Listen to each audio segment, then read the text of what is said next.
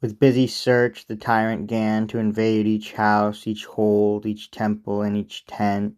To them the fault or faulty one bewrayed or hid. He promised gifts or punishment, his idle charms the false enchanter said. But in this maze still wandered and miswent, for heaven decreed to conceal the same, to make the miscreant more to feel his shame. But when the angry king discovered not what guilty hand this sacrilege had wrought, his ireful courage boiled in vengeance hot against the Christians whom he falters thought. All ruth, compassion, mercy he forgot, a staff to beat that dog he long had sought. Let them all die, quoth he, kill great and small, so shall the offender perish sure withal. To spill the wine with poison mixed with spares, slay then the righteous with the faulty one, destroy this field that yieldeth naught but tares. With thorns this vineyard all is overgone.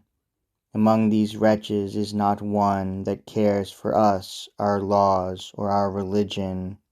Up, up, dear subjects, fire and weapon take, burn, murder, kill these traitors for my sake. This Herod thus would Bethlehem's infants kill. The Christians soon this direful news receive. The trump of death sounds in their hearing shrill, their weapon, faith, their fortress was the grave. They had no courage, time, device, or will to fight, to fly, excuse, or pardon crave, but stood prepared to die. Yet help they find whence least they hope, such knots can heaven unbind. Among them dwelt her parents' joy and pleasure, a maid whose fruit was ripe, not over-yeared. Her beauty was her not esteemed treasure. The field of love with plough of virtue eared. Her labour goodness, godliness her leisure. Her house the heaven by this full moon eye cleared, for there from lovers' eyes withdrawn, alone with virgin beams, this spotless Cynthia shone. But what availed her resolution chaste, whose soberest looks were whetstones to desire, or love consents that beauty's field lie waste? Her visage set Olindo's heart on fire. A subtle love, a thousand wiles thou hast, by humble suit, by service, or by hire, to win a maiden's hold, a thing soon done, for nature framed all women to be one. Sophronia she, Olinda hight the youth, both or one town, both in one faith were taught. She fair, he full of bashfulness and truth, loved much, hoped little, and desired naught. He durst not speak by suit to purchase ruth. She saw not, marked not, wist not what he sought. Thus loved, thus served he long, but not regarded, unseen, unmarked, unpitied, unrewarded. To her came message of the murderment, wherein her guiltless friends should hopeless starve.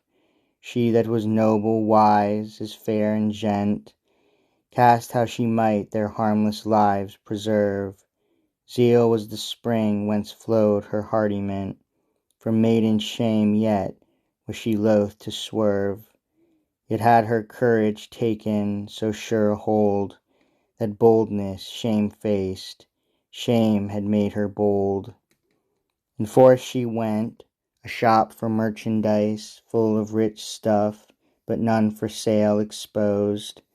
A veil obscured the sunshine of her eyes, the rose within herself her sweetness closed.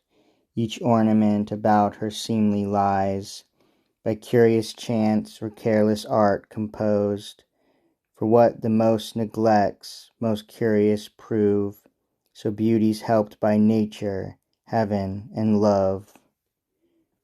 Admired of all, on went this noble maid, until the presence of the king she gained, Wherefore he swelled with ire was she afraid, but his fierce wrath with fearless grace sustained. I come, quoth she, but be thine anger stayed, and causeless rage 'gainst faultless souls restrained. I come to show thee, and to bring thee both, the white whose fact hath made thy heart so wroth.